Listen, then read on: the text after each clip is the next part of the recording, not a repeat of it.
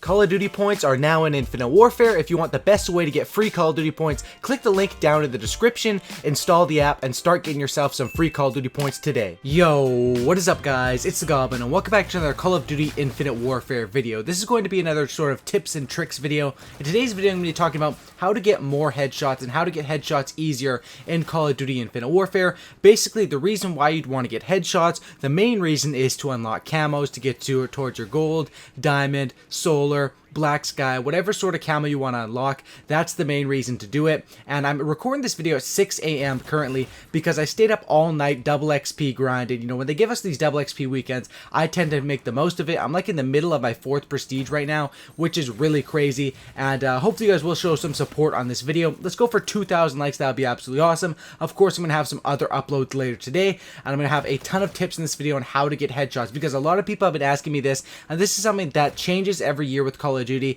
but it's something that usually, to get at least you know, some of the camos, you need to get headshots. And on this year, it's really huge because you need to get 160 headshots, I think it is, with all of the assault rifles, which is a lot of damn headshots. Usually it's like 100, I think it was in Black Ops 3, and this year it's 160. I'm gonna give you guys all the best tips for that, so make sure to drop a like on this thing, subscribe if you guys are new, and let's get right into it. So the first debate is going to be, you're either going to want to play hardcore or core game modes. Now this all depends on the weapon that you're using and your personal preference. As you guys will see in these gameplays in the background, it's me going for headshots on a hardcore game mode. Now, basically, when I go for headshots, I don't go full out headshots only. I aim for the head, but I get a lot of body shots, I get a lot of headshots, and get it naturally. There's two different ways you can go for headshots. Number one is you can go straight up. You're aiming for the head. If you're not going to hit the head, you're just going to die. Or number two, you just play, but aim a little bit higher. And that's how I tend to play. You know, get the headshots while also maintaining a good score and having fun. Because I find that if you just go straight up for headshots every single damn time,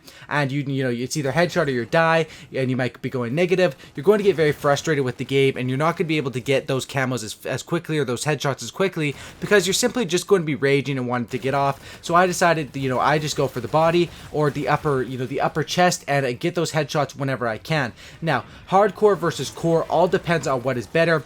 In core, obviously, you're going to have to hit them in the head, usually with at least 2 shots. In hardcore, it's going to one-shot them to the head with mostly the assault rifles. So that's where the big debate comes in. That's all up to personal preference. All of these tips I'm going to give you guys can apply to either game mode, and that's basically it. Now, the best game modes for getting headshots, of course, the number one tip is you want to aim for the head. That's pretty obvious. But the best game modes to do this in are going to be either TDM, free-for-all, or domination. TDM is good because that's where most of the casual players are. You can catch people off of the spawn looking the other way, and there's a lot of casual players in TDM. Same with free-for-all. Everyone sort of spawns on the outside and runs towards the middle, and if you can basically patrol the outside or patrol the area in free-for-all, you can pick off a lot of people. And the good thing about free-for-all is you have time to aim for the head and time to do it in those gunfights, because you're coming up again in one-on-one gunfights. If you're playing ground war trying to get headshots, you're going to be coming up and you're going to go through a doorway and you're going to see 4 enemies, and you're going to not have time to aim down because you're going to get absolutely melted. And that's why free-for-all or TDM is good.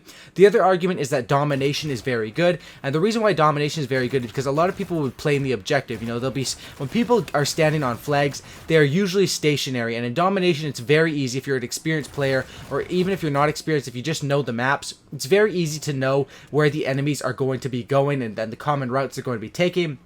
And you can easily set up in domination, either hardcore domination and core domination, and sit on a head glitch and be able to pick people off. Now, another tip for while you're doing this is you're going to want to run some sort of stuff that lets you know where the enemies are. Now, I'll give you guys a perfect class setup, basically, or something to do when you're playing hardcore or even in core game modes. You definitely want to run these specific things because you want to know where the enemies are. The key to getting headshots is knowing where your enemies are and being able to prepare for that before it happens. So, things I use to know where my enemies are obviously I'm going to use UAV, especially in hardcore, because there's no mini-map, or even in core.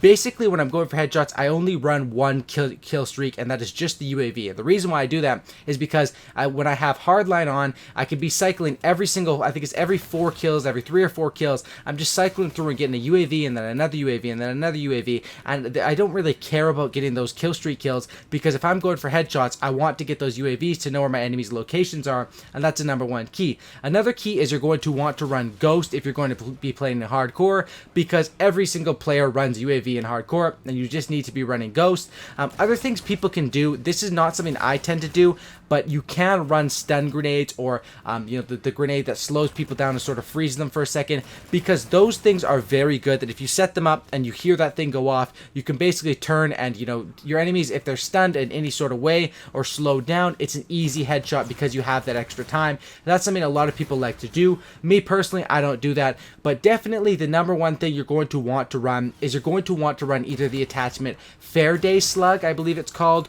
or the attachment Hollow Point. Now basically what those do is they make your gun have extra damage to the head. It's basically whenever you're shooting them in the head, you're going to have extra bullet damage. This was first introduced in Black Ops 3. It was a very common thing. A lot of people thought it was overpowered, but it was used a lot for getting these camos, and it's 100% a must run even in hardcore because it guarantees that one shot to the head. A lot of times in hardcore you don't need it because it's going to be a one shot to the head anyway, but in core game modes it's definitely you need to run that. You need to run Faraday Slug, or you need to run the Hollow Point. And I think every single assault rifle has them except the K-Bar. And the reason why the K-Bar doesn't is because the Epic K-Bar variant actually already has bonus damage to the head. I have that Epic K-Bar variant, so when I'm going for my K-Bar headshots to get diamond camo, I'm definitely going to be using that variant. If you don't have that, you're just going to have to do that, and I would definitely recommend doing the K-Bar in hardcore because, you're not going to have that extra damage to the head. As far as attachments, I usually like to run a grip, quick draw, and an elo sight. The elo sight for me, there's two good things about it. The first good thing is it's really easy to focus on their head and see where they are because you got that dot in the middle. The second thing is it shows your ammo count, and this is huge when you're playing hardcore. Like that's where I usually do my headshots because you can see right in the middle of the screen, it shows my ammo count. In hardcore, you don't have anything. You don't have a heads-up display. You don't get to know how much ammo you have, and that's why the elo sight is so damn overpowered in hardcore. And obviously, I like to run grip so I could focus and aim for the head, not worry about recoil, a quick draw so I can be zooming in quick because hardcore is literally a matter of life and death in milliseconds. That's basically it. Now, as far as a combat rig, what do you want to run?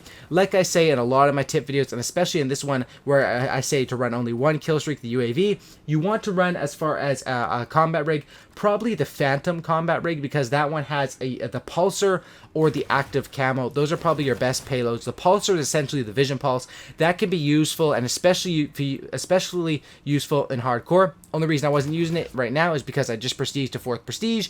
Obviously, I was ranking up through 4th prestige, and I didn't have it unlocked. That one is one of the later unlocked combat rigs, but if you have that one, definitely be sure to use that Pulsar, especially in hardcore. It'll literally give you wall hacks, let you know where the enemies are. You can come around the corner, aim down sights, take them out in the headshot easily. And active camo is another good one, because with active camo, you go invisible, you can slip up beside the enemy and you line up your shot, take your time, and make sure you're hitting them in the head. That's basically something I would also 100% recommend. Now, another big tip for getting headshots is you need to have proper crosshair placement. Now, usually if you're playing Call of Duty, the headshot multipliers aren't that big of a deal. Unless people are going to be on head glitches, you're going to want to aim for the center of the body if you're playing Call of Duty normally. Now, when you're going for headshots, you're going to want to aim for the upper shoulders, sort of, right at the neck sort of area, because when the guns, all these guns have a tiny bit of recoil in this game that'll easily kick you up to a headshot, and boom, you'll be able to finish them off for that headshot. That's basically where I like to aim, right at the neck, especially with a gun like the Volk that I'm using right here.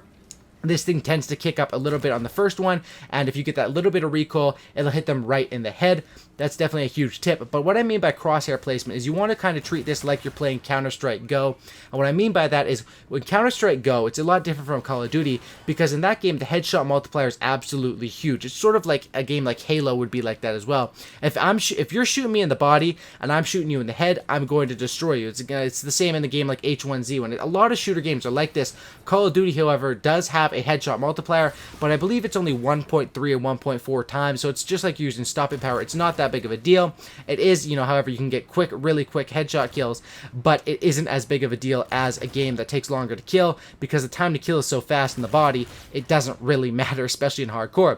But with the crosshair placement when you're going for headshots is you always want to have your crosshair placed on where the enemy's neck or head is going to be. So when you're coming around a corner, you don't want to have it at chest height like you would if you're trying to play normally for, to get your most kills or to play well. You want to have it aimed right at the upper neck or the shoulders, neck, head area, so so that when you shoot at the enemies or when they come around the corner, you can have an easy headshot. And that's basically the way that I could do it. Like I said, you can either decide between hardcore and core. You can decide for going all out for headshots or doing them, you know, getting headshots by aiming high, but also getting normal kills. That's the way that I decided is the most fun for me, but that's all up to personal preference. But I gave you guys a bunch of tips in this video. Definitely take some of these tips, the ones that you guys think are helpful to yourself, and use them to get yourself these headshots. There's a lot of headshots that need to be done, but I think it's definitely worth it for that solar camo. If you guys haven't seen what the solar camo looks like or the black sky camo, check them out. I uploaded them yesterday on my channel. Go over and check those out. Also, guys, if you made it to the end of the video, I'd really appreciate a like. 2,000 likes would be absolutely awesome. I'm going to be uploading more today, and 2,000 likes would absolutely make my day. So smash a like up on this thing. Subscribe to the channel if you guys are new. That would be absolutely awesome. And if you want your own way to earn free Call of Duty points, check out that link down in the description. Install the app and you can start earning COD points today. Thanks for watching, guys. It's time for Cookie and Don't Licky, and I'm out. Peace.